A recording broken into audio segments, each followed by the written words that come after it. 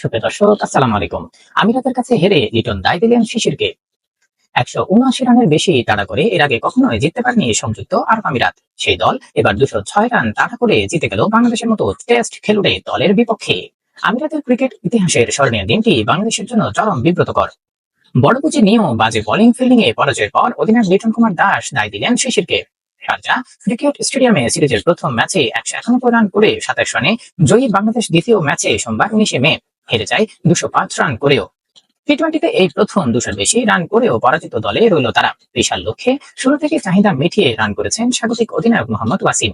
এলোমেলো বোলিংয়ে তার কাজ সহজ করে দিয়েছেন তানজিন হাসান ও নাহিদ রানারা। প্রথম ৭ ওভারের প্রতিটিতেই বাউন্ডারি মারেন আরব আমিরাতের ওপেনাররা। প্রথম ১০ ওভারে তারা করে ফেলে ১০৭ রান। পানি বিরতির পর টানা ২ উইকেট নিয়ে ম্যাচে ফেরার সম্ভাবনা জাগায় বাংলাদেশ। তবু ওয়াসিমের ঝড়ো ব্যাটিং এ চাপে পড়েনি আরব আমিরাত। এক পর্যায়ে সমীকরণ দাঁড়ায় ৩৬ বলে ৬০ রান। সেখান থেকে প্রতি ওভারে একটি করে উইকেট নেয় বাংলাদেশ। শেষ দিকে মাত্র ৩ উইকেট বাকি থাকতে ১১ বলে ২৯ রান প্রয়োজন ছিল স্বাগতিকদের।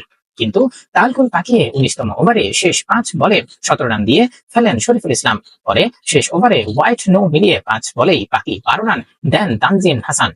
এই পরাজয়ের পর পুরস্কার বিতরণী আয়োজনে বাজে ফিল্ডিং বোলিং এর পাশাপাশি শিশিরের প্রভাবের কথাও তুলে ধরেন লিটন কুমার দাস। তিনি বলেন, যে কোনো পরাজয়ই বেদনাদায়ক, তবু আমরা এই উইকেটে ভালো ব্যাটিং করেছি। উইকেট খুব ভালো ছিল। আমার মনে হয়েছে ব্যাটিং এ সবসময় তারা শিশিরের সুবিধাটা পেয়েছে। প্রথম ম্যাচ জেতার পর লিটন বলেছিলেন, শারজার মাঠে কোন ধরনের বোলিং কার্যকর হবে তা শিখতে হবে তার দলের। পরের ম্যাচেই যেন এর গুরুত্ব আরো ভালোভাবে টের পেলেন বাংলাদেশ অধিনায়ক।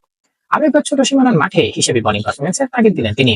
তিনি জানান, বুঝতে হবে যে এই ধরনের ছোট মাঠে খেলার সময় শিশিরের প্রভাব গুরুত্বপূর্ণ হতে পারে। তাই বোলিং এর সময় হিসেবে হতে হবে। ভিন্ন ভিন্ন ব্যাটসম্যানের জন্য আলাদা আলাদা পরিকল্পনা করতে হবে।